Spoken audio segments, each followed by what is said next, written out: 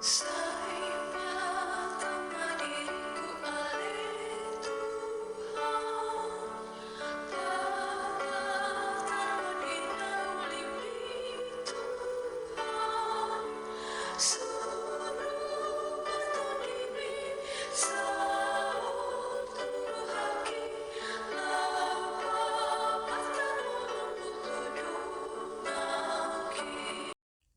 Kiranya kasih karunia dan damai sejahtera dari Allah Bapa dan dari anaknya Tuhan Yesus Kristus menyertai saudara sekalian.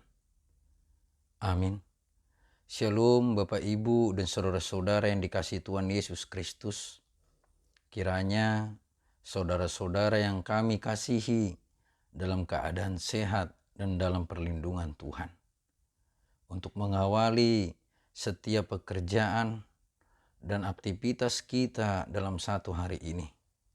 Sejenak, marilah kita mendengarkan firman Tuhan terlebih dahulu. Sesuai dengan Almanak HKBP dalam ayat harian pada hari Senin tanggal 16 Mei 2022 yang tertulis dalam surat 2 Timotius pasal yang kedua ayatnya yang ke-19. Beginilah bunyi firman Tuhan. Tetapi dasar yang diletakkan Allah itu teguh, dan materainya ialah Tuhan mengenal siapa kepunyaannya.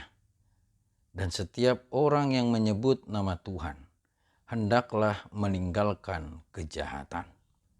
Tetapi dasar yang diletakkan Allah itu teguh, dan materainya ialah Tuhan mengenal siapa kepunyaannya, dan setiap orang yang menyebut nama Tuhan, hendaklah meninggalkan kejahatan. Demikianlah bunyi firman Tuhan. Saudara-saudara yang dikasihi Tuhan Yesus Kristus, dalam dunia ini terdapat orang benar dan orang yang jahat.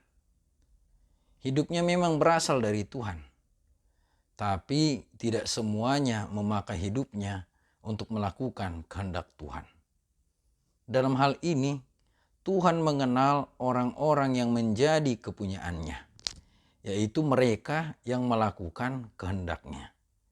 Meskipun dunia ini mencoba merampasnya, yaitu menjauhkan orang-orang yang percaya dari Allah, namun dengan kekuatan iman, maka rantai-rantai dosa pun terputuskan. Inilah materai Allah yang pertama, bahwa Tuhan mengenal siapa kepunyaannya.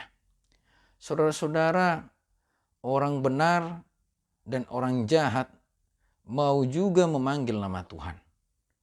Bedanya adalah dalam orang benar memanggil nama Tuhan di dalam kebenaran. Sedangkan orang yang jahat, mereka memanggil nama Tuhan di dalam kemunafikan.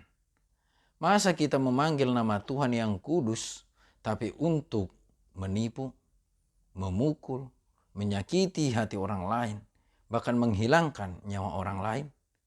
Itulah sebabnya kita diingatkan dalam materai Allah yang kedua, bahwa setiap orang yang menyebut nama Tuhan hendaklah meninggalkan kejahatan. Nah, saudara-saudara, menjadi kepunyaan Tuhan berarti bersedia melakukan kehendak Tuhan. Paulus menggambarkan kepunyaan Tuhan seperti barang-barang perabotan yang ada di dalam rumah.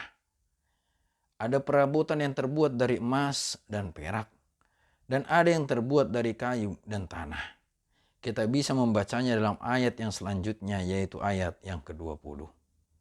Nah, tentunya harga jual dan nilai dari setiap perabotan memiliki perbedaan. Sebagai pemilik perabotan, ia akan menjaga kepunyaannya yang bernilai agar tidak kotor. Bahkan jika kotor pun akan dibersihkannya kembali. Nah, apakah kita kepunyaan Tuhan yang bernilai tinggi? Jawabannya iya. Melalui darah Kristus, maka dosa-dosa kita pun dibersihkannya. Dengan darah Kristus yang mahal, kita telah dibersihkan atas setiap dosa-dosa kita. Sebab itu, jagalah kualitas nilai hidupmu dengan menjauhi setiap kejahatan, agar kita menjadi kepunyaan Allah yang berharga yang telah dimateraikannya. Ingatlah, hanya orang-orang yang percaya dan setia melakukan kehendak Allah yang menjadi kepunyaannya kelak. Amin. Mari kita berdoa.